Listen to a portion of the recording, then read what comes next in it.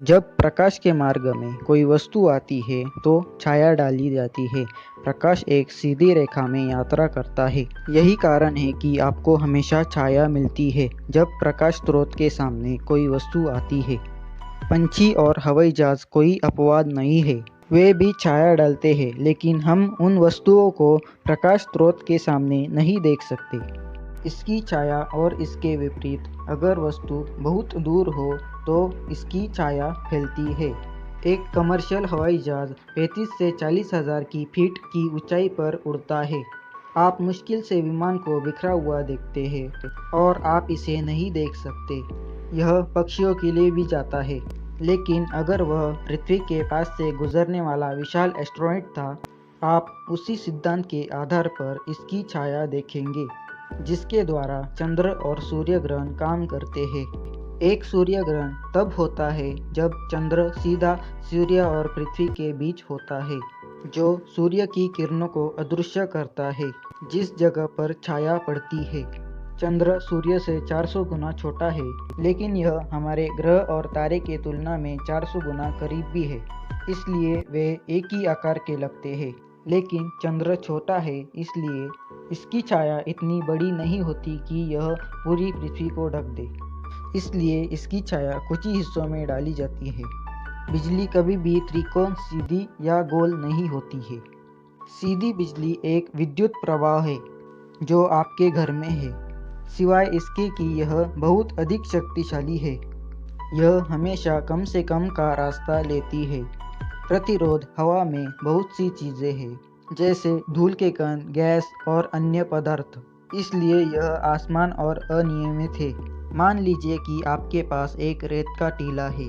जब आप पानी डालते हैं तो यह एक सीधी रेखा में नीचे की ओर नहीं बहेगा।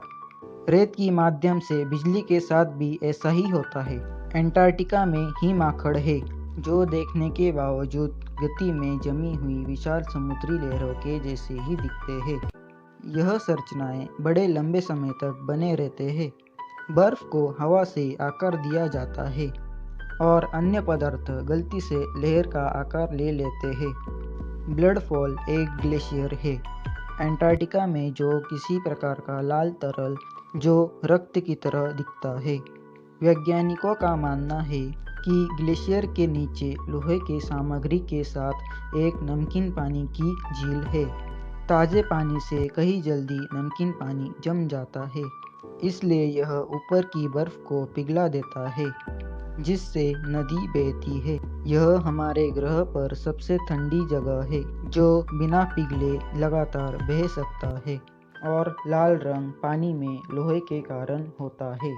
एंटार्क्टिका एकमात्र महाद्वीप है जहां आप रेप्टाइल्स नहीं ढूंढ सकते। वे ठंडे खून वाले हैं, जिसका अर्थ ये है कि वे अपने शरीर को गर्म रखने के लिए अपने पर्यावरण से मिलने वाली गर्मी पर निर्भर है और ठंडे बर्फीले क्षेत्र में जीवित नहीं रह सकते। जैसे एंटार्क्टिका, पेंगुइन आराम से रह सकते हैं क्योंकि सांप और मगरमच्छ उन्हें परेशान करने के लिए वहां नहीं रहते हैं।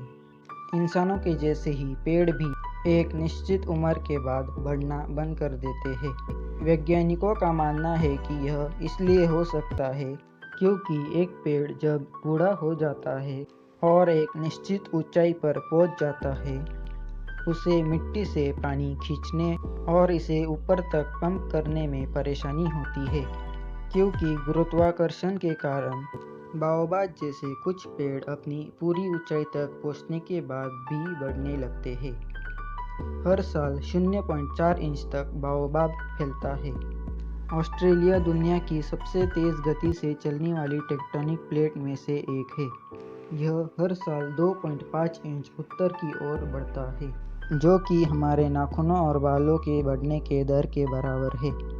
यदि आप ऐसा सोचते हैं कि टीवी पर देखने के लिए कुछ खोजने की कोशिश करना सिर्फ आपके जीवन की बर्बादी है, अध्ययन सम्मत है कि ज़्यादातर व्यक्ति 1.3 साल तक चाइनोक्लों के बीच फ्लिप करता है और उन्हें ध्यान के योग्य और कुछ खोज नहीं सकते।